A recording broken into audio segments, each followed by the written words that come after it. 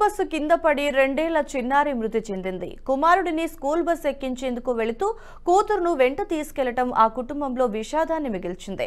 హైదరాబాద్లోని హబ్సీగూడలో గురువారం ఉదయం రవీంద్రనగర్ కి చెందిన ఓ వ్యక్తి తన కుమారుడిని స్కూల్ బస్ ఎక్కించేందుకు తీసుకెళ్లాడు. బాబు బస్సు ఎక్కగానే డ్రైవర్ బస్సును ముందుకు తీసుకెళ్లాడు. దీంతో బస్ టైర్ కింద చిన్నారి పడి నలిగిపోయింది. తీవ్ర గాయాలతో స్పాట్లోనే చనిపోయింది పాప. ఘటనపై ఓయూ పోలీసులు కేసు నమోదు చేసి దర్యాప్తు చేస్తున్నారు. చిన్నారి మృతిపై విద్యార్థి సంఘాలు ఆందోళన చేపట్టాయి. న్యాయం చేయాలని స్కూల్ ని ముట్టడించాయి. చిన్నారి కుటుంబాన్ని ఆదుకోవాలంటూ డిమాండ్ చేశారు. ఆందోళన చేస్తున్న విద్యార్థి నేతలను పోలీసులు అరెస్టు చేశారు.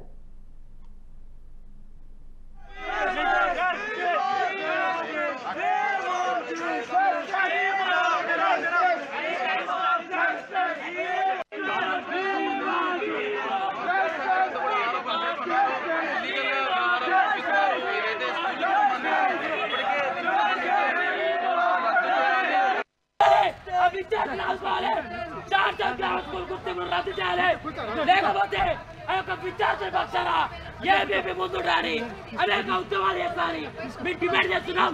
అరే చేసినోడి మధ్య ఉన్నాడు, సంపినోడి మధ్య ఉన్నాడు, విద్యార్థికి న్యాయపడిన వాళ్ళు ఈరోజు పట్టాలు ఇప్పి కొడతారా? ఎంతో కరెక్ట్. ఒక్కసారి ఆలోచించండి, ఆలోచించండి.